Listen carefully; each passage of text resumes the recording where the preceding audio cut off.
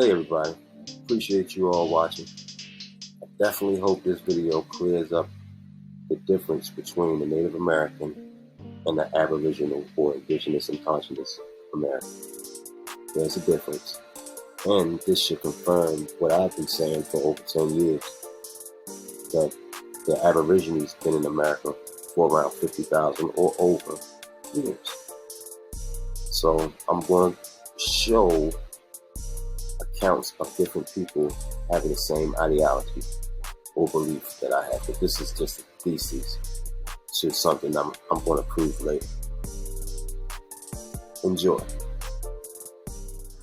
So we've been blood for over 50,000 years. You know, this white man that came from Europe is a recent phenomenon.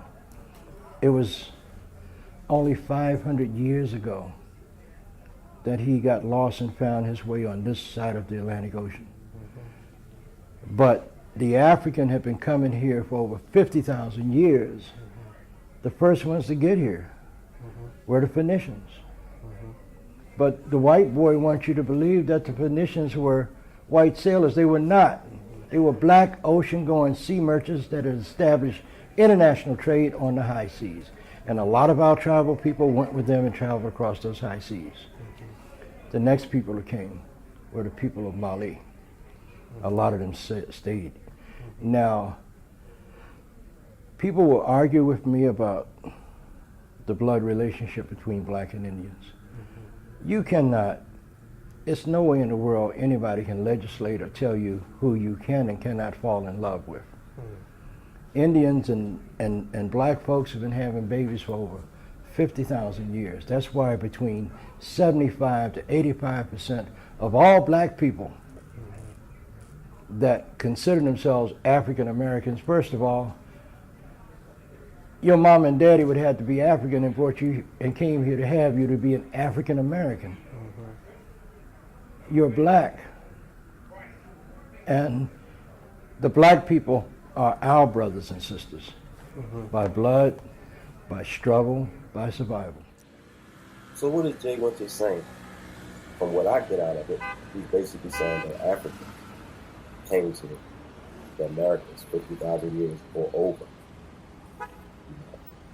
And the Africans breeded and had babies with the indigenous autonomous people.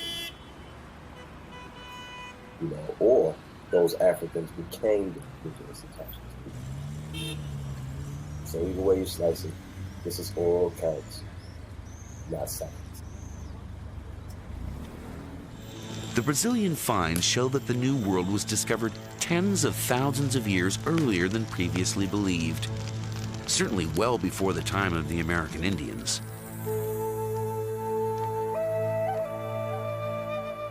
But who were these pioneers?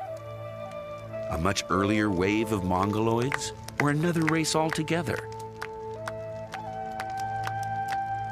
Clues to the identity of the first Americans are emerging in rock shelters in the northeast and southeast of Brazil.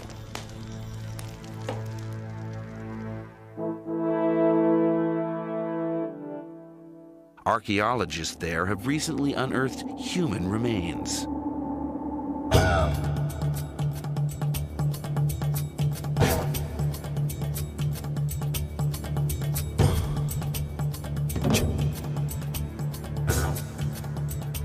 Prehistoric skulls were found buried in layers of soil 9 to 12,000 years old.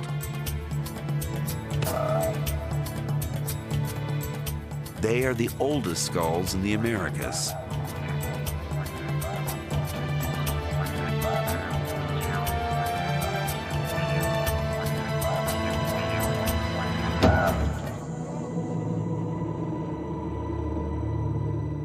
And this is the oldest of them all.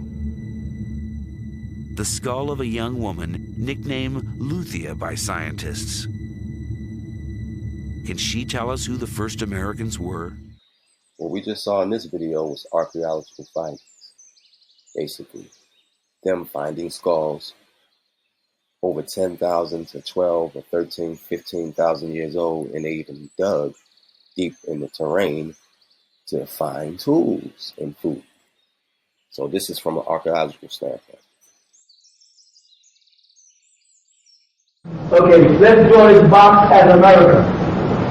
And let's draw this as South America, straight on down to Tripoli, and then out of the Caribbean. Correct? Let's call this Africa. Okay? And Madagascar. With me? Okay. Let's call this Israel, call that Saudi Arabia. And let's go straight over to this, two rivers, Persian Gulf. Then it goes down like this, clear Caucasus Mountains. You got that? Mm-hmm. Right. So we move from the tip of California over this way, we have what's referred to as the Pacific Ocean. Right? Over here, we have the Atlantic Ocean. And over here, we have the Indian Ocean. Got it? Yeah. Okay. Over here is China. China is directly across from California. A short journey. However, if you were going to leave the United States to go to the Far East, as they call it, they will make you fly from over here in America, New York Kennedy Airport, or one of the international airports, all the way across to Europe, port in a European country, and then fly over, port to another European country, and then fly over to the Far East, instead of letting you fly straight across. All right? Oh yeah. What happened is, the people on this part of the land, called America, this upper part was called Maxim. Right? This is called Atlantic. Luthia belongs to a race found historically along the rim of the Indian Ocean, in East Africa, in the islands of South Asia, and in Australia and Melanesia. Was this then the face of a first American? Her reconstruction is confirmed by measurements Walter Nevis has taken of all his skulls. The first reaction was not to believe in it. But as the results, repeated so many times, and the result is exactly the same thing. They are very similar to nowadays Aborigines and Africans, and no similarity at all with Mongoloids in Asia or with American Indians. But how could Luthia be African and Australian? According to Walter Nevis, there's a very simple explanation. Luthia is a bit of both. The first humans originated in Africa. It's known that around 100,000 years ago, waves of people migrated out of Africa. One such wave went east, and 60,000 years ago, it reached Australia.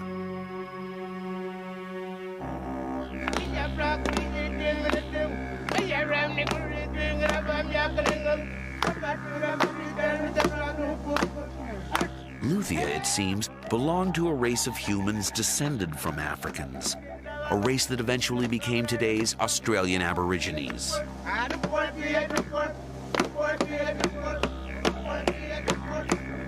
But if the first people to enter the New World were the ancestors of present-day Aborigines, how could they possibly have reached the Americas? Australia and Southeast Asia are on the other side of the Pacific Ocean, more than 8,000 miles away from South America.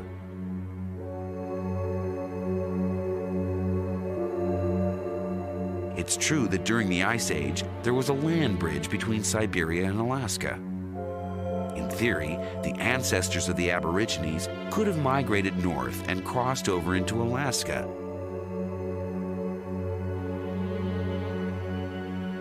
But they wouldn't have made it very far. A permanent mass of ice sat on Canada for thousands of years.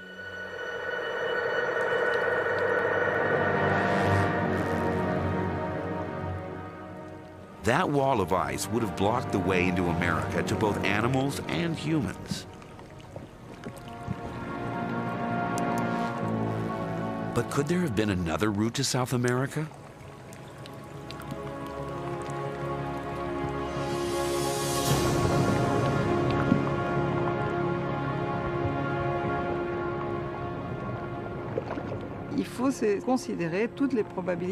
One has to consider all the probabilities.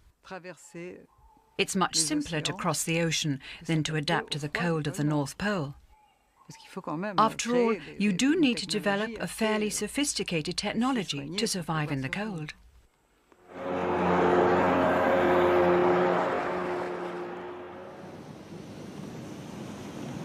But did the ancestors of the Aborigines have the technology to cross the Pacific?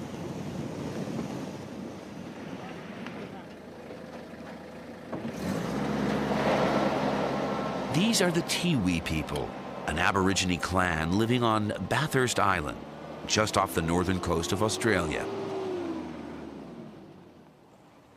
As far back as they can remember, their way of life has always revolved around the sea.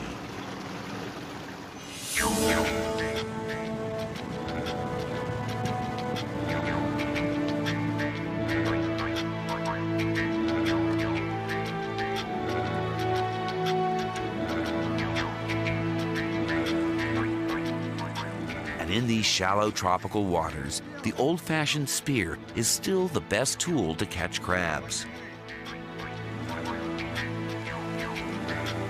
But the Tiwis are very much the exception. Most Aborigines live on the mainland and have no seafaring heritage.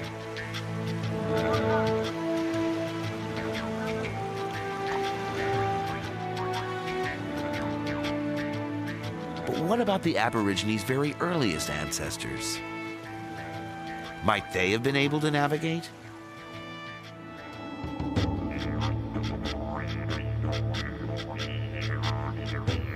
Curiously, the best clues to the culture of the first Australians are to be found far away from the coasts.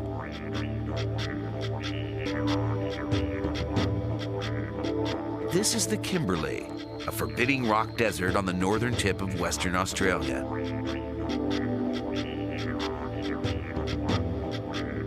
Today, the place is uninhabited.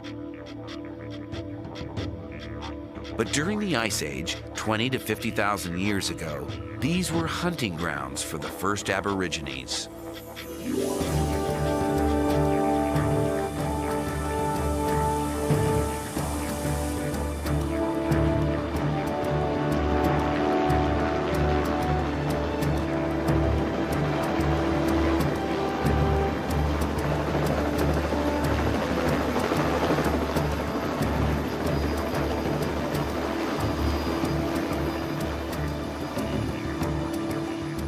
Walsh, an Australian rock art specialist, has devoted his life to finding and recording their earliest traditions.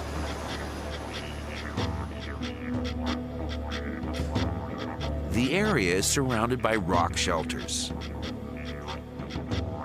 many of them decorated with images painted tens of thousands of years ago.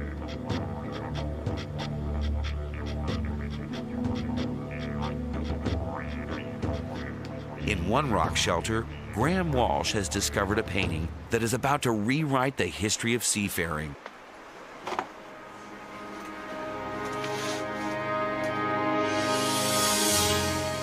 It's the oldest painting of a boat anywhere in the world.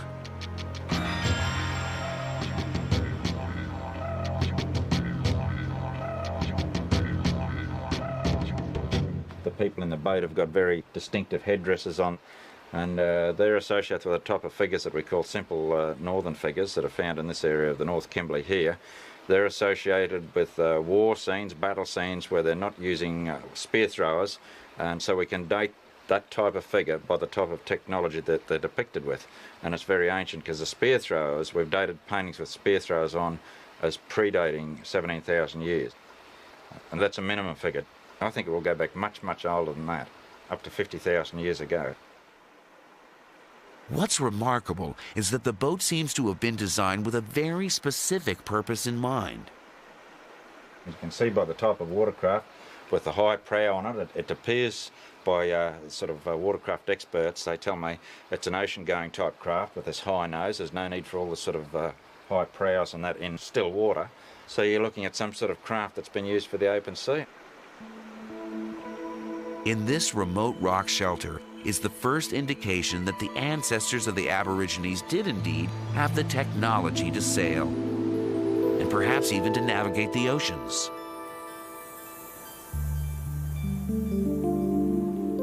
But why would they have wanted to cross the Pacific? The vastness of the ocean was surely a deterrent.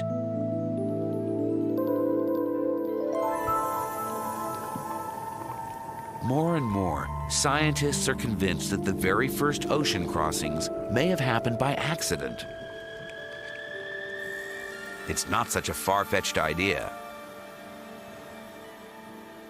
Il y a 3 ans, il y a eu 3 years ago, 5 fishermen, well, only 2 made it out of the original 5, set off in the middle of a storm off Africa. They arrived here in Brazil. They decided to stay. They didn't want to return to Africa. Sure, it was an adventure, an odyssey, but they made it in just 3 weeks. They survived. And if they survived, others could have done so too.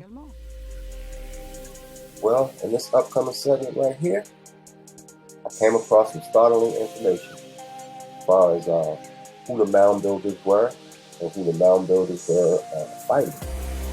And the mound builders weren't fighting themselves. They were fighting Mongoloid Native Americans.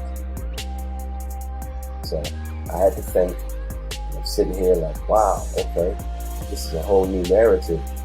So get ready, I'm going to try to put this together. Because Native Americans definitely helped defeat the Aztecs, and they helped the Spaniards capture King Montezuma. Okay, so in this segment, I'm going to break it all down to see if Native American Mongoloid types were they mound builders or were they mound builder attackers, and were they mound keepers or were they mound destroyers. I have different accounts from different tribes. So I'll be back on the next segment. And this is for all you trolls, on Facebook, in these groups, you Mexican, Latinos, Native American, Mongoloids, want to tell us that we're not indigenous or indigenous to this land. And then want to tie all of us to Africa because of our skin color. And then want to cry after you make memes, of me and others when we be the truth. I'm sorry that you can't accept the truth. And sometimes, I understand that. But don't get angry with me, buddy. Just do further research and just accept the facts and truth. Because there's no lies here detected. And this is all factual. So thank you again, ladies and gents, Indians and Indians. I'm out. Many accounts confuse us as descendants of the Mongolians and Siberians who invaded from across the Bering Strait. Yet our oral traditions tell us we have been in Washita, Dog-Damanya for at least 25,000 years, and we fought long and bitter wars against those killing machines from the east. When the white man arrived, the wars were 2,000 years old. The European, the white man, the Mongolian and Siberian, later known as the Red Man, joined forces to attempt the complete destruction and obliteration of the black and brown Washita and Tanuka people. The Great War goes on to this day. And the next one I'm going to read for you guys is a account from author, and I believe he's an anthropologist named Cyrus Thomas. So I'm going to go ahead and read that to you real quick.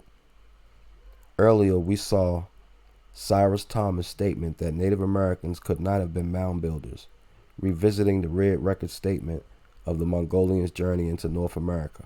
From Asia into the New World, we see the encounters of the people who are already living there. Speaking of the Mongolians, Childress right, they were not.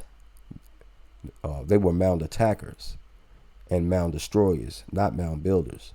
This data also makes it plain that the Mongolians were not the mound builders. So yeah, this is a very interesting account, or some information that, you know, a lot of people don't know, you know, and I'll let you guys be the judge and see if this is true. Because basically they're saying the Mongolians that came, you know, from Siberia, they attacked the autochthonous people.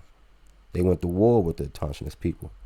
So in the next clip after this, I'm going to show archaeological research and basically show you what they came up with as far as when they was digging through the bones and the analyzation through the bones and stuff like that.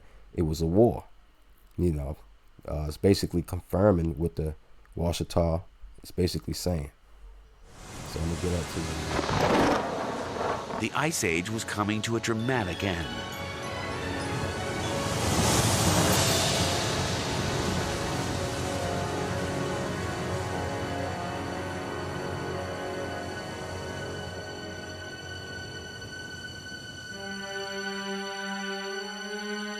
In Alaska, an ice corridor opened up. Animals took advantage and crossed through.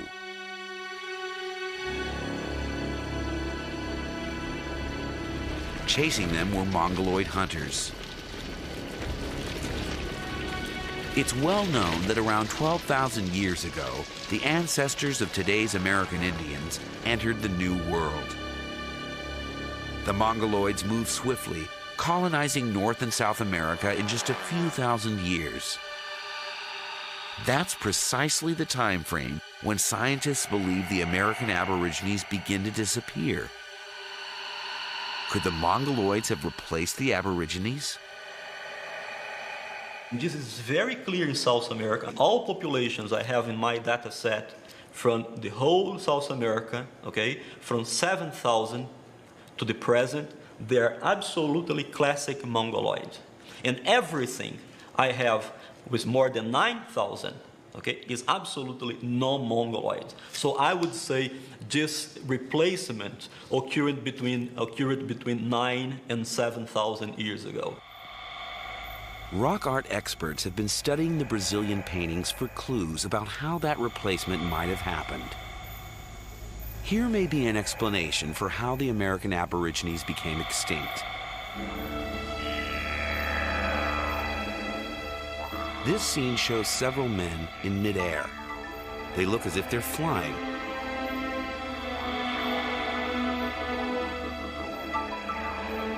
At first, scientists assumed they reflected the playful lifestyle of the American Aborigines.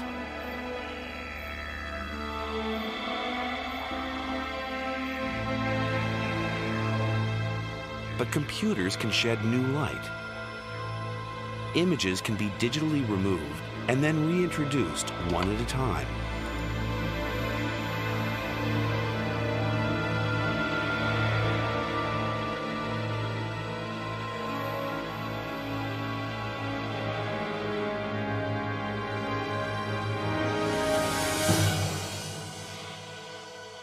The happy flying figures turn out to be just one figure, a warrior leaping through the air to spear an enemy. A interpretação original desta cena era uma cena de harmonia. At first, we thought this was a scene of harmony, with various figures flying through the air. Now we no longer see it as a scene of harmony, but as a scene of violence. Suddenly, the meaning of the other enigmatic scenes becomes clear. This is another act of aggression. And this, perhaps, an execution.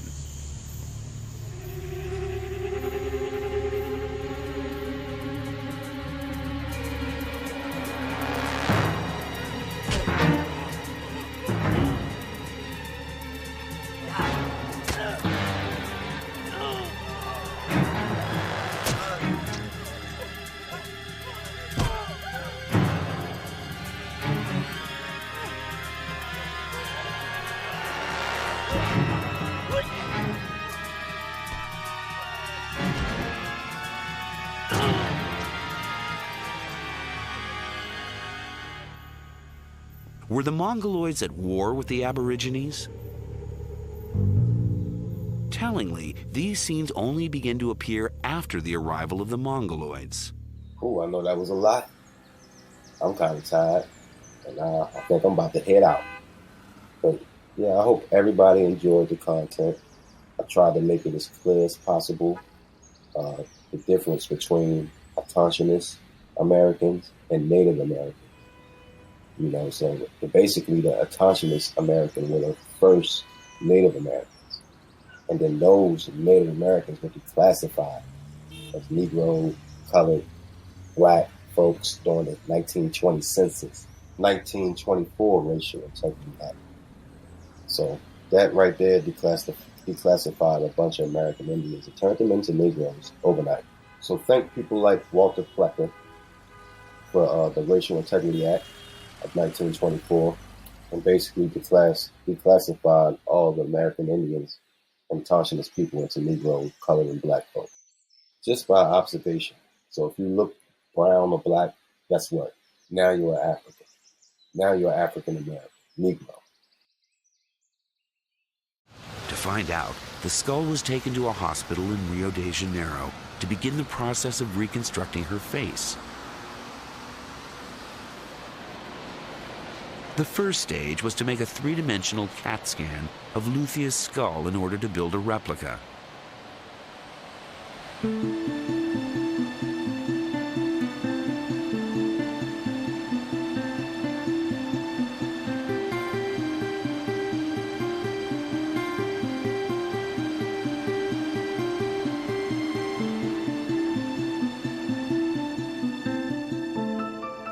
The cast was then given to Richard Neve of the University of Manchester in England, one of the world's leading forensic artists, to recreate her features.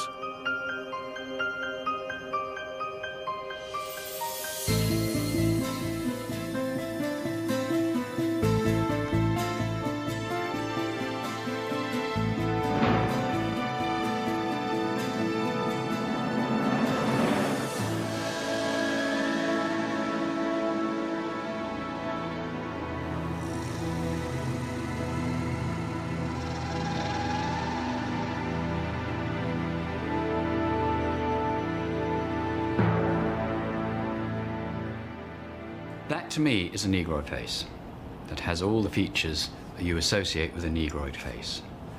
The proportions of the face, it doesn't say anything about it being a Mongoloid.